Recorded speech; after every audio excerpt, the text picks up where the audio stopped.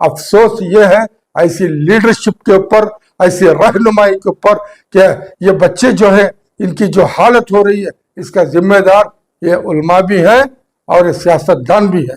बाकी ये सबसे बुरी बात हमारी कौम के बच्चे जिस तरह से अपने आप को कबूल कर करके जो आ रहे, ये हमारे नाम के ऊपर, मुसलमानों के नाम के ऊपर बहुत बड़ा धब्बा है। और जो इन्होंने वादा किया था 4% बच्चों के केस वापस, हिजाब, अजान, गैर कोशिश, सारे मामला एक भी इन्होंने वापस नहीं किए। इस वास्ते ये मुनाफिक पार्टी है। बीजेपी वाले बोल के तो बताते हैं, पता चलता है कि ठीक है इन्होंने हमारे सामने दुश्मन है, लेकिन ये पीछे से छुरा खोप रहे, समझना, इतने मक्कार है ये। इसके बारे में सोचना है, इंशाल्लाह आगे सोचेंगे, क्योंकि इनको समझना चाहिए ये कौम क्या थी और इन्होंने क्या ये कौम को कर दिया। इसके साथ जिन्हें मिला है कौम को बर्बाद करने में, उलमा हो, पीर हो, मशाइख हो, चाहे रहबर हो, सब इसके जिम्मेदार है। ये हमारा चैलेंज है। अगर अभी भी नहीं समझे, पूरा नॉर्थ कर्नाटक और ईस्ट वेस्ट कर्नाटक हम बता देंगे हम क्या है। ये पार्टी को मैं चैलेंज कर रहा हूँ, अगर अभी भी कर्नाटक गवर्नमेंट नहीं समझी, पाक सल्लल्लाहु के नाम पर पूरी हुकूमत बना ले कर्नाटक की। बाबा जी, हाल ही में जो रेड्डी के मामले में है, जो जेल में कैद नौजवान थे यूएपीए कानून में, उन्होंने फिर से जो है 7 नौजवानों ने अपना जुर्म कबूल किया है।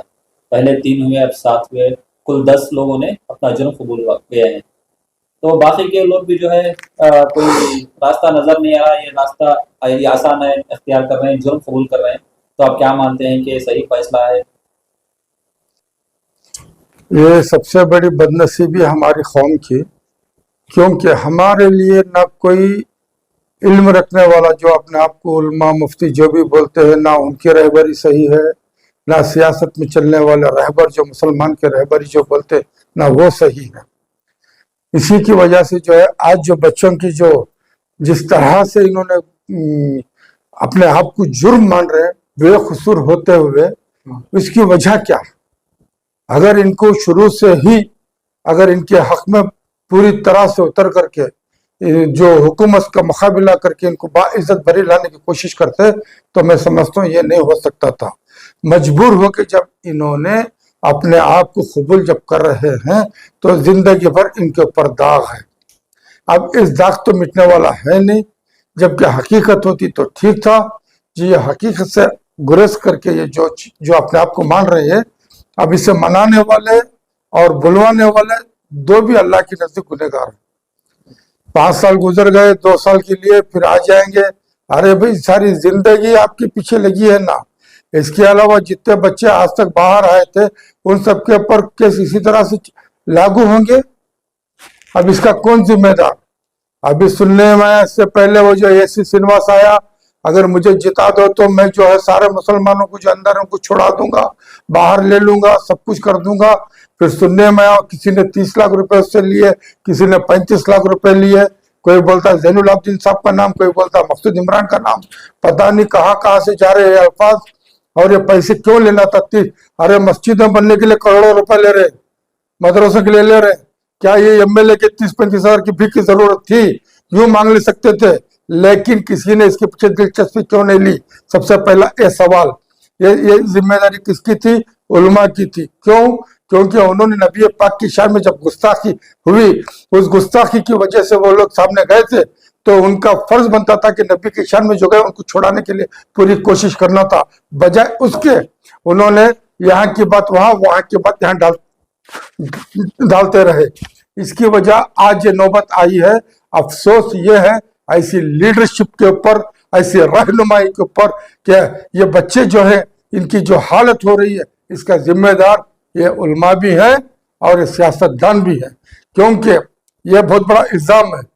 हाँ, कर रहे होते तो ठीक था। एनआईए में जो डाल के जो मुसलमानों के ऊपर एक दबदबा इन्होंने किया है, इसका जो खमीजा ये कौम भगत रही है।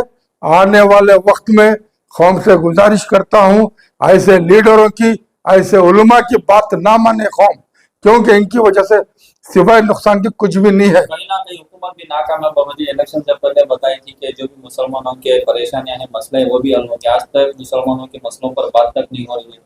तभी तो हमारी भी बेवकूफी हुई ना। हम सदाए इत्तेहाद वालों ने 17 प्रोग्राम गए करे जा करके, ये क्योंकि यही बातों की वजह से वो कमजोरी थी बीजेपी हुकूमत में, उन्होंने जो ज्यादती हमारी कौम के ऊपर करते चले गए, उसे रोकने के लिए इस पार्टी को हमने पूरी भरपूर साथ देने की कोशिश की और किया भी। हाँ, ये हुकूमत ने क्या कहा कि जैसे हम लोग आते हैं पहली मीटिंग में तुम्हारे सारे प्रॉब्लम सॉल्व हो जाएंगे। हाँ, और ये हुए नहीं। अच्छा, इसके अंदर जो मुसलमान लीडर अपने आप को मुसलमानों के रहबर बोल रहे, उन्होंने इसके पीछे पहल की नहीं की। इसी वजह से हमने पिछले 6-7 महीने पहले होम मिनिस्टर जी परमेश्वर को भी हमने याददाश्त पेश की, और जो पार्टी का सदर है deputy CM DK Shiv Kumar, उसे भी हमने पेश की, लेकिन अंजाम उसका रिजल्ट कुछ भी नहीं आया। ये भी हमें देख रहे हैं। ठीक है, हम वक्त का इंतजार कर रहे हैं। बाकी ये सबसे बुरी बात, हमारी कौम के बच्चे जिस तरह से अपने आप को कबूल कर करके जो आ रहे हैं, ये हमारे नाम के ऊपर, मुसलमानों के नाम के ऊपर बहुत बड़ा धब्बा है। एक वो हो गया। अब दूसरा, औकाफ के अंदर जो इलेक्टेड चेयरमैन, एक सैयदजादे को इस तरह इन्होंने पार्टी से करके दो तरफ करके, अरे जहां भी देखो वो मेंबर है, इलेक्ट हुआ, ठीक है, मेंबर है, अनवर बादशाह अपने आप को चेयरमैन बोलता है, और वो क्या बोलता है, मैं जमीर साहब का आदमी, मैं जमीर भाई के पीछे से हूँ, उनको बोल के मैं आ रहा हूँ। हाँ, ये कौन सी शराफत है भाई? चेयरमैन जो इलेक्ट हुआ है उसकी जिम्मेदारी क्या है, उसे दे। हाँ, और तो मेंबर है, मेंबर के जैसे भाई तेरे फैसले अलग, जबकि कमेटियों के मेंबर बनाने का इसको राइट। चेयरमैन बेकार, कमेटी बेकार। ये जमीर अहमद खान के ऑफिस में बैठ के चेयरमैन के जो कमेटियों के मेंबरशिप चेयरमैन बनाता, क्या इसे कौन अथॉरिटी दी है? और इसीलिए मैं डॉक्टर नासिर हुसैन से भी गुजारिश कर रहा हूं, गुजारिश नहीं, मेरा सवाल है, जब तुम पार्टी के अंदर कर्नाटका स्टेट राज्यसभा का मेंबर बन करके पार्लियामेंट गए हो, तुम्हारे करीब पार्टी के सदर मल्लिकार्जुन खड़गे हैं, तो उनको बोलकर, और उनसे तुम्हारा हाई कमांड जो मेहनत कर रहा है राहुल गांधी, उसके सामने बात रखते कि ये हमारे स्टेट के अंदर ऐसी ज्यादा क्या हो रही है, इसकी वजह से आने वाले वक्त के अंदर तुम्हारी पार्टी को नुकसान होगा। ये क्यों नहीं बोल रहे हैं?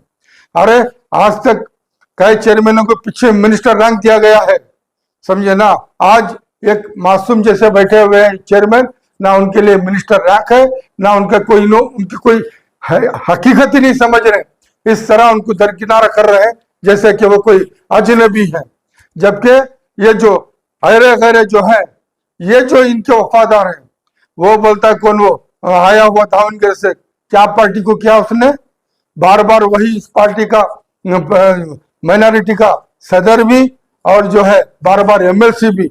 हाँ, क्योंकि पकड़ू पकड़ू करते इसलिए। हाँ, और जो मेहनत करने वाले कोई कर्नाटक स्टेट में नहीं है, कोई नहीं किए। अच्छा ठीक है, ये चैलेंज कबूल करेंगे। आइंदा जो भी होता है, मिस्टर जो मुसलमान लीडर अपने आप को जो शेर मारे ना, जिता के दिखा लें पार्टी को, यह हमारा चैलेंज है।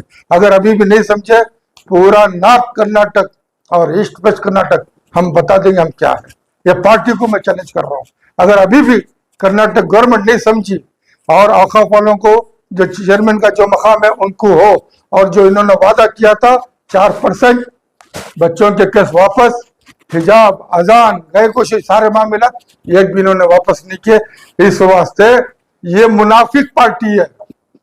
बीजेपी वाले बोल के तो बताते, पता चलता है कि ठीक है इन्होंने हमारे सामने दुश्मन है, लेकिन ये पीछे से छुरा खोप रहे, समझना। इतने मक्कार है ये, इसके बारे में सोचना है। इंशाल्लाह आगे सोचेंगे। जो भी मुसलमानों के मसले हैं, क्या सदाए इत्तेहाद अभी पहल करके इन मसलों को हल करने को चाहिए, या फिर कभी के इलेक्शन का इंतजार करेंगे आप लोग सभी? इस सिलसिले में DJLD KJLD के बच्चों के DJLD KJLD में जो उलमा इकराम हैं, अमीर शरीयत कर्नाटक हैं, उनसे कुछ मुलाकात करेंगे। बाकी बच्चों की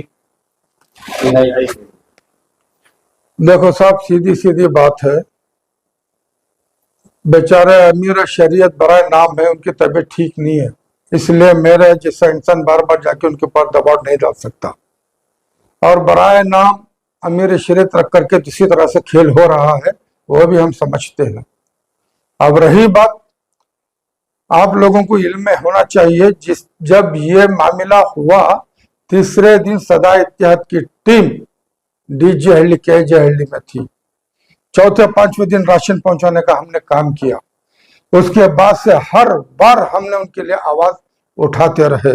इसीलिए होम मिनिस्टर और पार्टी का सदर को जाकर के हमने बात कही थी, उन्होंने भी ये काम नहीं किया। ये हमारा फर्ज था, हम कोई सियासत में है ही नहीं, कौम की फिक्र ही में हमने ये काम किया था। लेकिन जो कौम के नाम से हुए लीडर कहाँ है, जो अपने आप को बहुत तुर्रमखा समझ रहे ना, वो कहाँ है? उनसे क्यों सवाल नहीं कर रहे? उनसे पूछो कि क्यों अभी तक बच्चे वापस बाइज्जत नहीं आए। और इनका लेन देन हर बीजेपी वाले आरएसएस से है।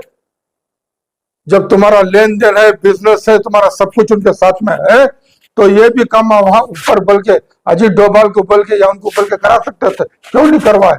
कि मुसलमानों को मरने छोड़ दिए और अपने आप को सीधे मुसलमान। ठीक है, करो, कब तक देखेंगे इंशाअल्लाह। ना फिरौन बाकी रहा, ना शद्दाद बाकी रहा, ना नमरूद बाकी रहा, ना दूसरे कोई और बाकी रहे, ना तुम्हारा हारून का खजाना जिसके पास था, ना वो बाकी रहा, कोई बाकी नहीं रहा। ये तो तिफली चींची है। ये जो दौलत पैसे जो पहुंच रहे ना, दुबई की सब खबर है मुझे। ये तो हिजड़ों के पास भी दौलत बहुत है, तुम्हें नहीं मालूम है। रंडियों के पास भी बहुत दौलत है, तुम्हें नहीं मालूम है। हम जानते हैं सब खेल देखे हुए लोगों को। इनको समझना चाहिए ये कौम क्या थी और इन्होंने क्या ये कौम को कर दिया। इसके साथ जिन्हें मिला है कौम को बर्बाद करने में, उलमा हो, पीर हो, मशाइख हो, चाहे रहबर हो, सब इसके जिम्मेदार है। डीजेएलडी का मामला जो है इस वक्त काफी जेल में जो नौजवान है परेशान है, जुर्म कबूल कर रहे हैं, तो आप भी वहाँ के मुकामी हैं, तो क्या हालात हैं, क्या मानते हैं इस फैसले को आप? ये सबसे पहले मैं अल्लाह का शुक्र अदा करता हूँ, नबी पाक पर दरूद भेजता हूँ कि आका के नाम पर इतना बड़ा हंगामा हो। आप लोगों को मालूम है, पूरा कर्नाटका देखा, बड़े बड़े इसमें इन्वॉल्वमेंट हो, सब है। हमें एक छोटी हस्ती, हमारा कुछ भी इसमें दखल नहीं है। हमें जितना ट्राई करे। यहाँ तक अल्लाह ताला इनकी मोहब्बत गैर ईमान वाले में दल को है। परसों एक न्यूज देखे हमें, भास्कर राव साहब उन्होंने खुद बोल रही ये मासूम बच्चे है, इन्होंने बेगुनाह कर को अमाया करो कर को बोल रही उन्होंने। लेकिन हमारे कौम के लीडर को, आलिमा को, बड़े बड़े क्या होगा मालूम नहीं। हुजूर पाक सल्लल्लाहु अलैहि वसल्लम के नाम पर पूरी हुकूमत बना ले कर्नाटका की, इंशाअल्लाह। अल्लाह देख रही, जैसे बाबा जी बोले बड़े बड़े खारून शद्दाद फिरौना खत्म हुए। ये आज हमारे लीडर को जो शान है, मई में बोलने को फिर नहीं कर रही, कुछ भी नहीं। वो बेगुनाह बच्चे अल्हम्दुलिल्लाह, अल्लाह उनको हिम्मत दे, ताकत, उनके घरों की अल्लाह हिफाजत करे। वो बच्चे अपने आप को बेगुनाह होते हुए कबूल कर ले रही। ये बहुत बड़े अफसोस की बात, अपना रोना आता है। अल्लाह हिफाजत फरमावे उम्मत की हालत को। आइंदा देखो आप लोग, पूरे कर्नाटका वाले नहीं बोले, इंडिया वाले पूरे आलम देख रहा है, देखती न्यूज। आप लोग सब देखो, इन बच्चों के लिए दुआ करो कि अल्लाह उनके ऊपर क्या मजबूरी रहेगा। उन्होंने आज अपने आप को बेखुसूर होते हुए खुसूरवार हो जा रही। तो मैं हमारे यहाँ के हुकूमत से, खुसूसन पूरी हुकूमत से, सिद्धरामैया साहब रंदे, DK शिवकुमार से, परमेश्वर सर रंदे, जो हमारे कौम के लीडर नाम लेने भी शर्म आती है मुझे, उनका नाम लेना भी पसंद नहीं करता। तो गैर ईमान वाले को जो दर्द है वो हमारे अंदर आज खत्म हो गया। वो मैं ये बात बोल रहा हूँ, बस अल्लाह उनकी हिफाजत फरमावे, अल्लाह हमारे बाबा जी को भी हिम्मत ताकत अता फरमावे। आप मीडिया वालों को भी अल्लाह ताला ताकत हिम्मत अता फरमावे। हक के ऊपर कुछ ना कुछ बात इंटरव्यू ले रही, बात कर रही। जो प्रेजेंट जब उन्हें इलेक्शन कंटेस्ट करना है, उन्होंने पहली बात ये ऐलान करे कि डेवलपमेंट का काम बाद में, पहले ये मसले को मैं काम करता हूँ। 3 साल 2.5 साल का अरसा हो रहा है। जी, गालिबन 6 महीने होने के बाद ये सिनेमा सबसे मैं खुद बात करिया, उनकी कैबिनेट में बैठ कर बात करा, तो बोला इरशादान मारता है दिन नहीं का। फिर मुझे रब्बत करिया, उनको क्या कर रहा तो मैं जमाल में कर ले को होकर को बोले। फिर गालिबन लास्ट वीक 15 दिन पहले मैं फिर पूछा उनको, मैं उनके LH में बैठ को, मैं और एक हमारे दोस्त साथ थे, बैठ को पूछे क्या कर, मैं कितने पैसे देखूं तुम्हें मालूम क्या, मैं कर रहा हूँ काम मैं करी।